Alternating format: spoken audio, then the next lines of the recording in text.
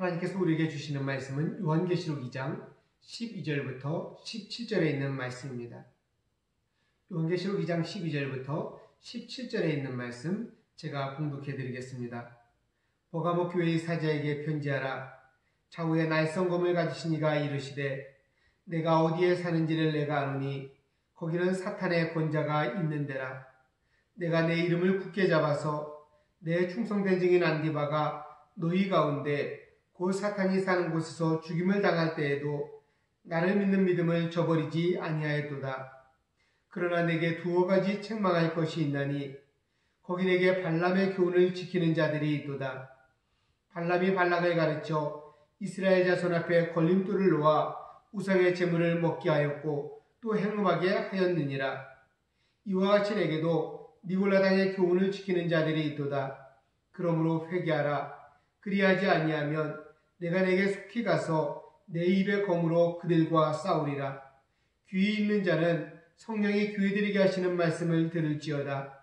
이기는 그에게는 내가 감추었던 만나를 주고 또 힘돌을 줄 터인데 그 돌 위에 새 이름을 기록한 것이 있나니 받는 자 밖에는 그 이름을 알 사람이 없느니라. 아멘.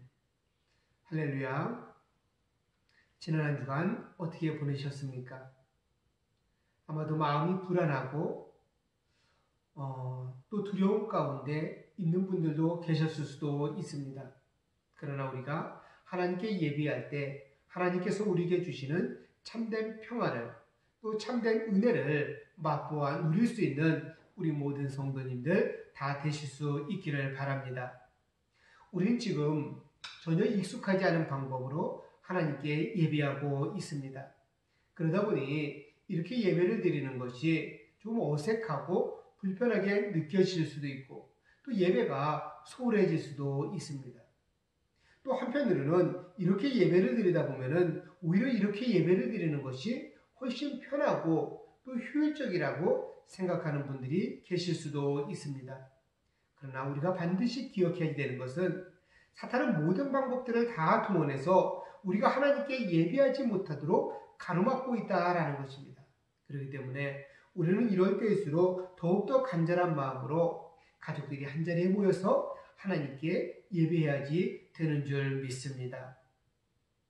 우리가 이러한 시기에 요한계시록에 나오는 7교회를 살펴보고 있는데 이것은 매우 중요합니다. 왜냐하면 그들도 우리와 똑같은 상황 가운데서 하나님을 바라보았기 때문에 그렇습니다. 비록 우리는 초대교회 성도들처럼 외부로부터 핍박이나 환난을 당하고 있지는 않지만은 성도들이 한자리에 모여서 함께 예배를 드리지 못하는 것은 초대교회 성도들이나 코로나19 감염 사태를 보내고 있는 우리들이나 동일한 상황 가운데 있는 것이기 때문에 그렇습니다. 또 소아시아 교회에 나오는 7교회를 영적인 교회로 우리가 이해해서는 안 됩니다. 이것은 신천지와 같은 이단들이 하는 이야기입니다. 소아시아에 나오는 7교회는 실제로 존재했던 교회들입니다. 그리고 그 7교회 성도들에게 사도 요한이 쓴 편지라는 것을 우리는 반드시 기억하면서 오늘 말씀을 접해야지 되는 줄 믿습니다. 오늘은 소아시아에 나오는 7교회 중 세 번째 교회인 버가모 교회에 대한 말씀입니다. 버가모는 당시 아시아에서 가장 큰 도시였습니다. 그리고 이 버가모에는 로마가 아시아 전체를 통치하기 위해서 그곳에 총독부를 세웠는데 그만큼 버가모는 정치와 행정의 중심지였고 또 문화의 중심지였습니다. 그렇기 때문에 이곳 버가모에는 거대한 신전들이 많이 있었는데 높이가 12m나 되는 거대한 제우스의 신전이 있었고 또 로마 황제를 숭배하기 위한 거대한 신당들이 무수히 존재했던 곳입니다. 그래서 버가모는 사탄의 권자라고 불릴 만큼 우상 숭배와 세속화에 물들어 있었고 또 사탄으로부터 가장 많은 영향을 받고 있는 도시 중에 하나였습니다. 그러니 그곳에 있는 버가모 교회는 얼마나 어려웠겠습니까? 그러나 버가모 교회가 이처럼 어려운 상황에 놓여있기는 했었지만은 버가모 교회 성도들은 그 어느 교회 성도들보다 예수 그리스도를 굳게 붙잡은 진실한 믿음의 성도들이었습니다. 특히 버가모 교회의 지도자였을 것으로 추측되고 있는 이 안디바는 교회 바로 옆에 있는 신전에서 죽임을 당했는데 그곳을 주님은 사탄이 사는 곳이라고 말씀하고 있습니다. 이처럼 버가모 성도들은 말로 다 할 수 없는 고난을 받았지만은 그들은 결코 주님을 믿는 믿음을 저버리지는 않았던 것입니다. 이러한 내용이 오늘 본문 13절에 나오고 있습니다. 제가 읽어드리도록 하겠습니다. 내가 어디에 사는지를 내가 아노니 거기는 사탄의 권자가 있는 데라. 내가 내 이름을 굳게 잡아서 내 충성된 증인 안디바가 너희 가운데 곧 사탄이 사는 곳에서 죽임을 당할 때에도 나를 믿는 믿음을 저버리지 아니하였도다. 아멘. 여러분, 요한계시록에는요, 어떤 사람의 이름을 구체적으로 언급하고 있지를 않습니다. 그러나 주님께서는 안디바의 이름을 구체적으로 거론하면서 내 충성된 증인이다라고 말씀하고 있습니다. 그렇기 때문에 오늘 우리들 역시도 오늘 우리의 상황과 환경을 바라보는 것이 아니라 오로지 주님만을 바라봐야지 되는 줄 믿습니다. 그렇게 될 때 오늘 우리가 당하고 있는 이 고난이 우리에게는 영광이 되는 것이고 또 기쁨이 되는 것이고 바른 결단이 나오게 되는 줄 믿습니다. 자, 그러나 버가모 교회가 이러한 고난 가운데서도 오로지 주님만을 바라보는 그런 교회였지만은 한편으로는 버가모 교회는 주님으로부터 책망을 받기도 했습니다. 그것은 발람의 교훈을 지키는 교인들을 교회가 용납했기 때문에 그렇습니다. 14절에 있는 말씀 제가 봉독해 드리겠습니다. 그러나 내게 두어 가지 책망할 것이 있나니 거기 내게 발람의 교훈을 지키는 자들이 있도다. 발람이 발락을 가르쳐 이스라엘 자손 앞에 걸림돌을 놓아 우상의 제물을 먹게 하였고 또 행음하게 하였느니라. 아멘.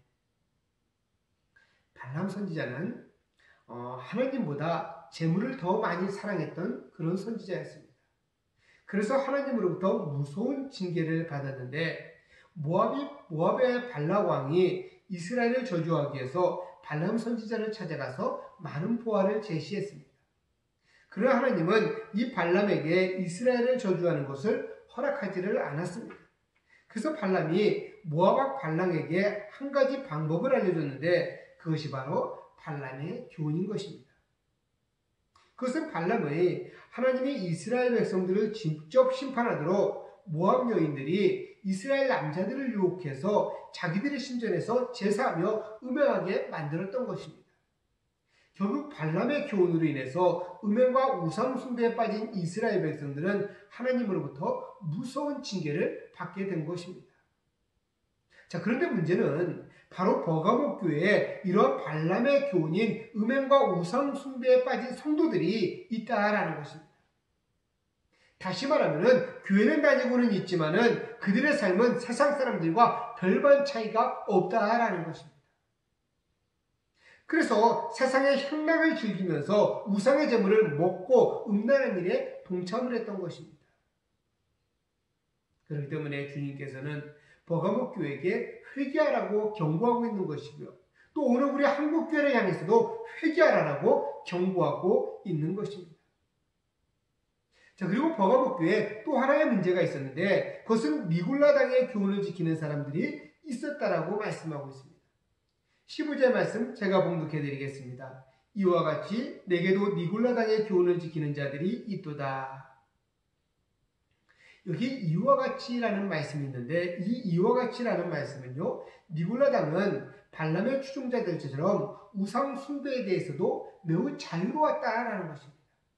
그래서 음란한 우상 숭배에 대해서도 대수롭게 여기지 않는 무리들이 버가모 교회에 있었다라는 것을 지적하고 있는 것입니다. 니골라당은요, 영지주의 이단입니다. 영지주의는 영혼과 육신을 완전히 구별했습니다.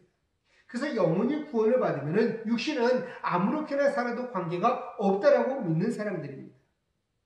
지금으로 말하면 구원파도 같은 그런 입장인데 그들은 이미 구원을 받았기 때문에 아무렇게나 살아도 관계가 없다라고 말하고 있는 사람들입니다. 그러다 보니 교회를 다니면서도 세상에서의 방탕한 삶을 그대로 살아가고 있는 것입니다. 그러나 주님께서는 그들을 향해서 뭐라고 말씀합니까? 회개하라라고 말씀하고 있는 것입니다. 물론 버가목교회 모든 성도들이 다 그렇게 발람의 교훈을 지키고 니골라당의 교훈을 지키고 있는 것은 아닙니다. 단지 버가목교회 교인 중에 몇 사람이 그러한 사람들이 있었다라는 것입니다. 그런데 문제는 버가목교회가 바로 그러한 교인들을 용납하고 있었다라는 것이 바로 문제인 것입니다. 왜 그랬을까요? 왜 그러한 성도들을 버가목교회 성도들은 용납하고 있었을까? 어쩌면은 듣기 싫어하는 말을 하는 것이 부담스러울 수 있었을 것입니다. 또 그 말을 듣고 시험될까봐, 또 마음의 상처를 받을까봐 말하지 못했을 수도 있습니다. 그러나 에베소 교회는 그러지 않았습니다. 에베소 교회는요, 니골라당의 교훈에 빠진 사람들이 있었지만은 그들은 니골라당의 행위를 미워함으로 주님으로부터 칭찬을 받은 교회였습니다. 그러나 에베소 교회는 처음 사랑을 상실한 것이 문제였고, 이 버가목 교회는 지나친 관용이 문제였던 것입니다. 그래서 주님께서는 버가목 교회에 대해서 뭐라고 경고하고 있는 것입니까? 회개하라 라는 것입니다.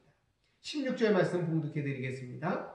그러므로 회개하라. 그리하지 아니하면 내가 내게 속히 가서 내 입의 검으로 그들과 싸우리라. 아멘. 회개하지 아니하면 예수님께서 직접 찾아가셔서 싸우시겠다라고 경고하고 있습니다. 무서운 말씀이죠. 그렇기 때문에 우리가 세상에서 사는 방식대로 살 수밖에 없다라고 우리가 결코 말해서는 안 되는 것입니다. 우리가 그렇게 살아가게 되면은 주님께서는 우리와 직접 싸우시겠다라고 말씀하고 있습니다. 여러분, 우리가 말로만 부인해야지 주님을 부인하는 것은 아닙니다. 우리의 삶으로 주님을 부인하는 것 역시 큰 죄가 되는 것입니다. 간혹 전도를 하다가 보면요, 이런 경우를 만나게 됩니다. 자기가 예수님을 믿고는 싶지만은 예수님을 믿는 사람들이 전혀 덕이 되지 않아서 오히려 그들에게 마음의 상처를 받고 교회를 안 나가고 계시다라는 분들을 만나게 되게 됩니다. 그렇기 때문에 우리 그리스도인들은 회개해야 되는 것이고, 회개하지 않으면은 주님의 심판을 결코 피해갈 수가 없게 되는 것입니다. 여러분, 마귀는요, 교회를 무너뜨리기 위해서 온갖 방법들을 다 사용하고 있습니다. 단지 핍박을 통해서만 교회를 무너뜨린다라고 생각해서는 안 됩니다. 오히려 핍박보다 유혹이 더 무섭습니다. 차라리 고난의 때에는 오히려 하나님께 더 많이 매어달렸습니다. 그러나 풍요로운 삶을 살아가다 보면요, 유혹의 순간에 긴장하지를 않습니다. 두려워하지 않습니다. 은근히 그런 삶을 즐기면서 주님의 손을 놓아버립니다. 우리 한국교회만 보더라도 그렇습니다. 한국교회는요, 고난과 핍박의 시절에는 더 정결하고 영적으로 철저하게 무장되어져 있었습니다. 그래서 한국 사회의 정신적인 지주의 역할을 감당했던 것이 한국교회였습니다.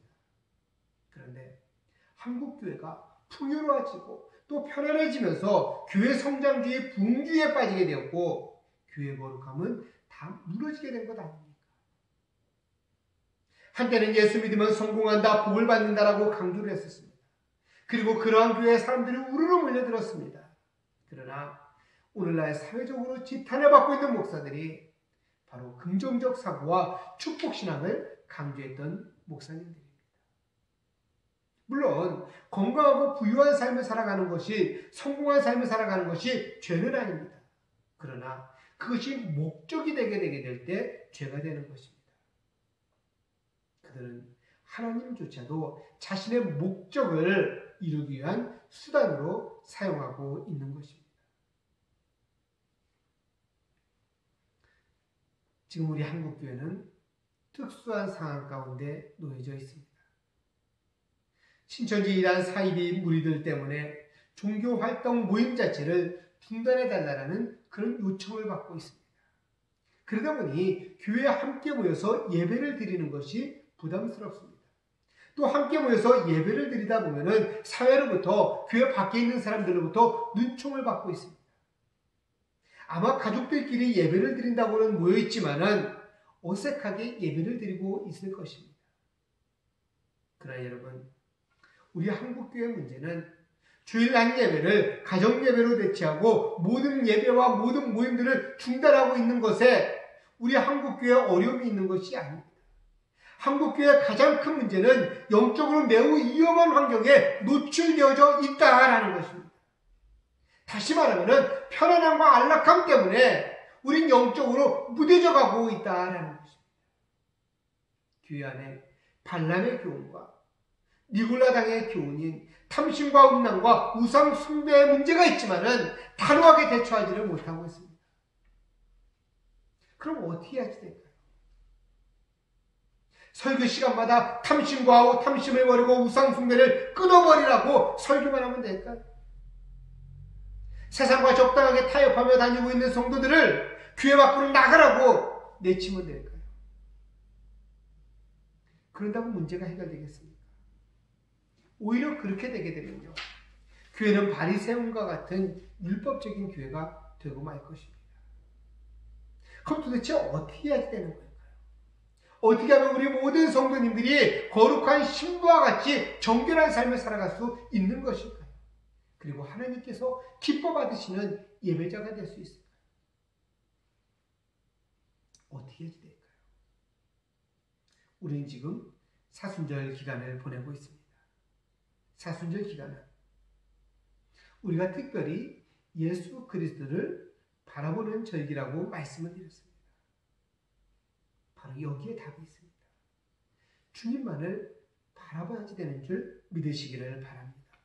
물론 주님만을 바라본다고 우리에게 유혹이 없어지는 것은 결코 아닙니다. 여전히 죄가 우리를 유혹하고 있습니다. 그러나 주님을 바라보고 있노라면 죄도 능히 이기게 되는 줄 믿습니다. 그래서 우리 각자의 처소에서 우리 주님을 바라보실 때 우리 주님께서는 영광을 받으시는 것이고 우리의 삶을 드리는 거룩한 산 예배가 되는 줄 믿으시기를 바랍니다. 예배는 장소가 아닙니다.